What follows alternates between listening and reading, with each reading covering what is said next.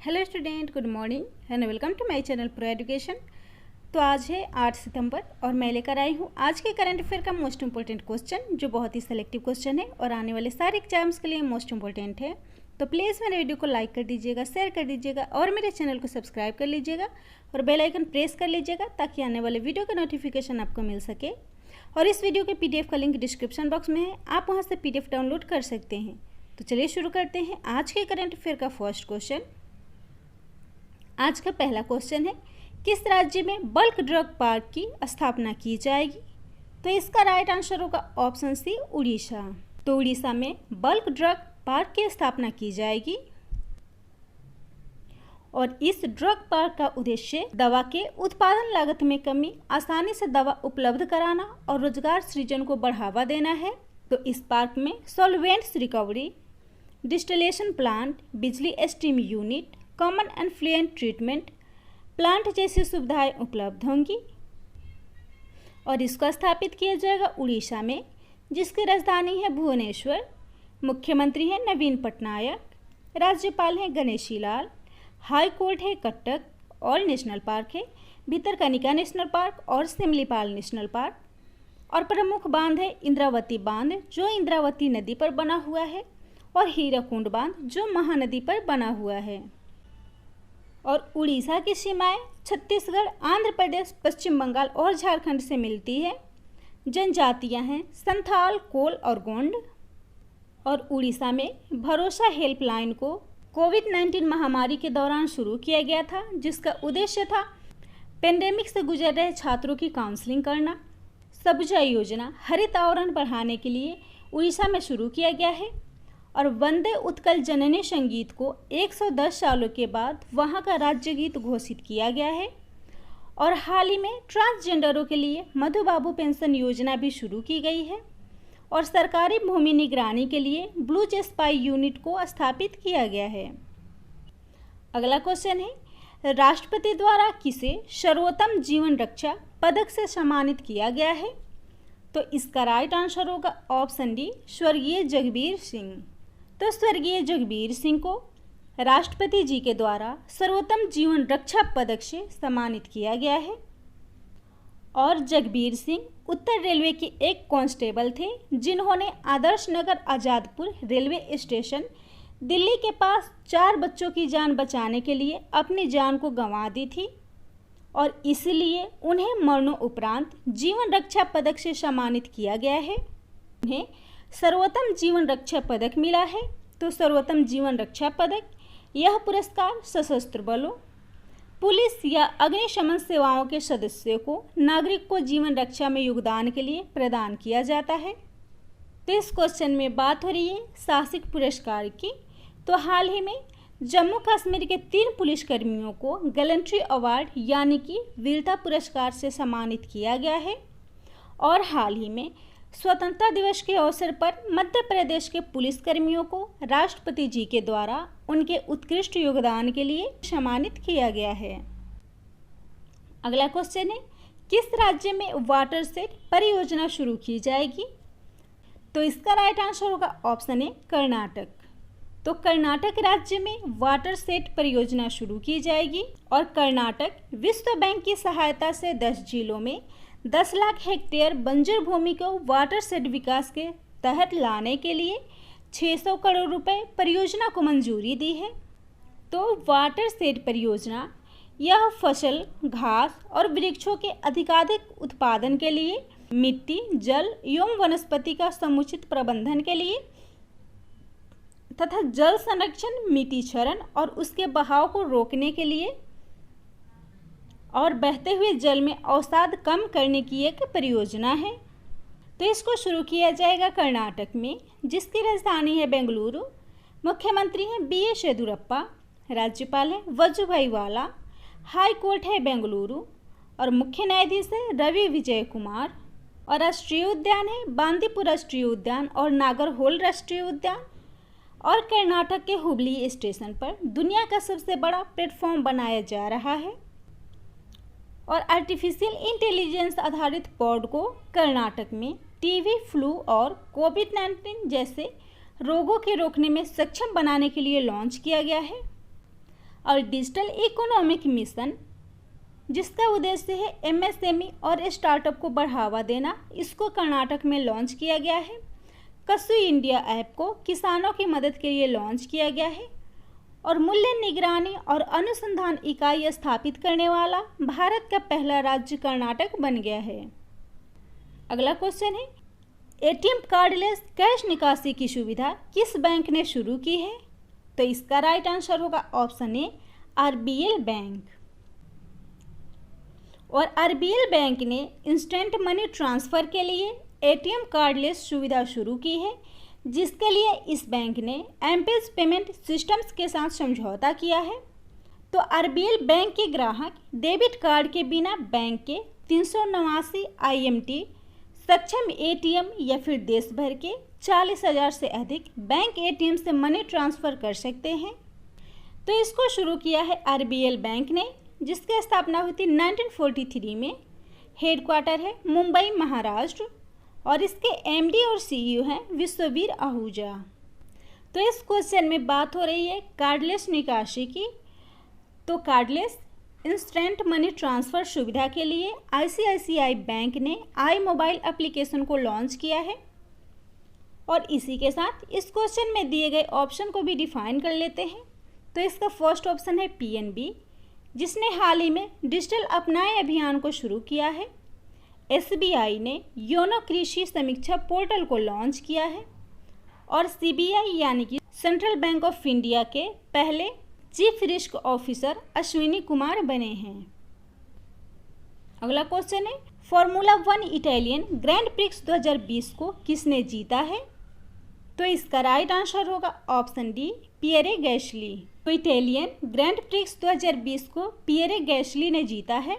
और पियरे गैसली ने अपने करियर की पहली ग्रैंड प्रिक्स इटली के ऑटोड्रोमो नाजियो नेल मोंजो में आयोजित फॉर्मूला 1 इटालियन ग्रैंड प्रिक्स 2020 को जीता है। और वे फ्रांस के निवासी हैं। और इस फॉर्मूला 1 में दूसरे स्थान पर कार्लोस सैंज जूनियर हैं, जो स्पेन के हैं। और तीसरे स्थान पर लांस स्ट्रोक हैं, जो कनाडा के हैं। तो पियरे गैसली फ्रांस के निवासी हैं। फ्रांस, जिसकी राजधानी है पेरिस। प्रधानमंत्री हैं जेन कैस्टेक्स। राष्ट्रपति हैं इमैनुअल मैक्रोन। और करेंसी है यूरो। तो इस क्वेश्चन में बात हो रही है फॉर्मूला 1 की। तो इस क्वेश्चन से जुड़े करेंट अफेयर के कुछ इंपॉर्टेंट पॉइंट्स हैं। 2020 में जितने भी फॉर्मूला 1 रेस हुए हैं उनको भी डिफाइन कर लेते हैं। तो इसमें फर्स्ट है लुइस हैमिल्टन, जिन्होंने 2020 के 5 फॉर्मूला 1 रेस को अपने नाम किया है, जिसमें पहला है स्टायरिन ग्रैंड प्रिक्स, दूसरा है British grand prix, Hungary grand prix और स्पेनिश ग्रैंड प्रिक्स और formula 1 Belgium grand prix. Second है वोल्टेरी बोटास, जिन्होंने ऑस्ट्रियन ग्रैंड प्रिक्स को जीता है। रियल मैड्रिड, जिन्होंने हाल ही में ला लीगा 2020 के खिताब को जीता है। और बायर्न म्यूनिक, जिन्होंने यूईएफए चैंपियनशिप 2019-20 को जीता है। और मैक्स वेरेस्टेपेन, जिन्होंने 17वें एनिवर्सरी ग्रैंड प्रिक्स को जीता है। अगला क्वेश्चन है, पुलिसकर्मियों के लिए स्पैरो सिस्टम किस राज्य में लॉन्च किया गया है? तो इसका राइट आंसर होगा option C, Jammu and Kashmir. तो पुलिसकर्मियों के लिए स्पैरो सिस्टम को जम्मू कश्मीर में लॉन्च किया गया है। और जम्मू कश्मीर के उपराज्यपाल मनोज सिन्हा जी के द्वारा प्रशासनिक सेवा अधिकारियों के लिए इस पोर्टल को लॉन्च किया गया है। और इस पोर्टल का उद्देश्य संक्रमण के दौरान मूल्यांकन रिपोर्ट में देरी के नुकसान से बचना, अधिकारियों के प्रदर्शन में मूल्यांकन को बेहतर करना और उनकी निगरानी तथा अन्य कार्यों में उनकी मदद करना है। तो स्पैरो, जिसका फुल फॉर्म होता है smart performance appraisal report recording online window, तो इसको लॉन्च किया गया है जम्मू कश्मीर में। राजधानी है श्रीनगर। उपराज्यपाल है मनोज सिन्हा। और जम्मू कश्मीर में स्थित चिनाब नदी पर दुनिया का सबसे ऊंचा रेलवे पुल बना है। प्रमुख झील है वुलर झील। और जम्मू कश्मीर में बिजनेस सपोर्ट लोन स्कीम को व्यापारिक समुदायों की मदद के लिए शुरू किया गया है। मेरा वेतन ऐप को कर्मचारियों की सैलरी ट्रैकिंग के लिए शुरू किया गया है। और आवाज़े राजौरी को ऑनलाइन शिकायत समाधान के लिए लॉन्च किया गया है। और जम्मू कश्मीर पुलिस को हाल ही में गैलेंट्री अवार्ड यानी कि वीरता पुरस्कार से सम्मानित किया गया है। और जम्मू कश्मीर के कश्मीरी केसर के व्यापार को बढ़ाने के लिए ई नीलामी पोर्टल को लॉन्च किया गया है। अगला क्वेश्चन है, किस राज्य में पहला मास्क एटीएम शुरू हुआ है? तो इसका राइट आंसर होगा ऑप्शन डी, उत्तर प्रदेश। तो उत्तर प्रदेश में राज्य का पहला मास्क एटीएम हाल ही में शुरू हुआ है। और इस मास्क एटीएम को उत्तर प्रदेश के सहारनपुर जिले में स्थापित किया गया है, जिसमें 5 रुपये या 10 रुपये के सिक्के डालने पे मास्क प्रदान किए जाएंगे। और इस एटीएम मास्क की क्षमता 50 मास्क तक होगी। और इस एटीएम मशीन में बिना हाथ लगाए हाथों को सैनिटाइज भी किया जा सकेगा। तो यह खुला है उत्तर प्रदेश में, जिसकी राजधानी है लखनऊ। मुख्यमंत्री हैं योगी आदित्यनाथ, राज्यपाल है आनंदीबेन पटेल, हाई कोर्ट है इलाहाबाद, लोकसभा सीट है 80 और राज्यसभा सीट है 31, विधानसभा सीट है 404। और उत्तर प्रदेश में हाल ही में लॉन्च कुछ योजनाएं, पोर्टल और एप्लीकेशन हैं, जैसे आत्मनिर्भर उत्तर प्रदेश रोजगार अभियान को रोजगार देने के लिए शुरू किया गया है। बाल श्रमिक विद्या योजना को बच्चों की पढ़ाई के लिए शुरू किया गया है, ताकि उनको पढ़ाई छोड़कर अपनी आजीविका के लिए कमाना ना पड़े। नवीन रोजगार छतरी योजना को हाल ही में लॉन्च किया गया है। और कोविड-19 में स्वपरीक्षण प्रणाली को शुरू किया गया था। और मनरेगा के तहत सबसे ज़्यादा रोजगार देने वाला पहला राज्य उत्तर प्रदेश है। और जल संकट समाधान के लिए उत्तर प्रदेश ने इजराइल के साथ समझौता किया है। और हाल ही में उत्तर प्रदेश में एनआरआई एकीकृत पोर्टल को लॉन्च किया गया है, जिसका उद्देश्य है विदेश जाने वाले इच्छुक लोगों और विदेश में रहने वाले लोगों के समस्याओं का समाधान किया जा सके। और मेजर ध्यानचंद पथ योजना को उत्तर प्रदेश में शुरू किया जाएगा, जिसके अंतर्गत खिलाड़ियों के घरों तक पक्की सड़कों का निर्माण किया जाएगा। और बिजली की समस्या को देखते हुए उत्तर प्रदेश में बिजली चोरी विरोधी पुलिस स्टेशन को स्थापित किया जाएगा।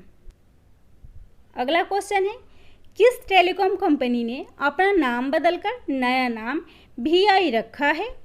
तो इसका राइट आंसर होगा ऑप्शन ए, वोडाफोन आइडिया। तो वोडाफोन आइडिया ने अपने नए नाम और नए लोगो को हाल ही में लॉन्च किया है। और वोडाफोन आइडिया ने वर्चुअल तरीके से अपना नया नाम बदलकर VI कर दिया है, जो कंपनी के सभी प्रोडक्टों पर नया नाम और नए लोगों के साथ दिखाई देगा। तो वोडाफोन आइडिया एक ब्रांड में मर्ज होने के बाद जून 2020 के अंत में कंपनी का नाम बदलने का फैसला लिया था। तो वोडाफोन आइडिया जो वोडाफोन और आइडिया के मिलने से एक ब्रांड बना है, जिसमें वोडाफोन का 46% और आइडिया यानी कि आदित्य बिरला समूह का 26% हिस्सा है। और इसकी स्थापना हुई थी 31 अगस्त 2018 में। मुख्यालय है मुंबई और गांधीनगर। अध्यक्ष हैं कुमार मंगलम बिरला और CEO हैं रविंदर टक्कर। अगला क्वेश्चन है, हाल ही में कब International day of clean air for blue Skies दिवस को मनाया गया है? तो इसका राइट आंसर होगा ऑप्शन डी, 7 सितंबर। इस दिवस को 7 सितंबर को मनाया गया है। और 7 सितंबर 2020 को अंतर्राष्ट्रीय स्तर पर international day of clean air for blue skies यानी कि नीले आसमान के लिए स्वच्छ वायु का अंतर्राष्ट्रीय दिवस मनाया गया है, जिसका उद्देश्य स्वच्छ हवा, स्वस्थ जीवन, अर्थव्यवस्था और पर्यावरण के लिए व्यक्तिगत, सामुदायिक और सरकारी स्तरों पर लोगों में जागरूकता को बढ़ाना है।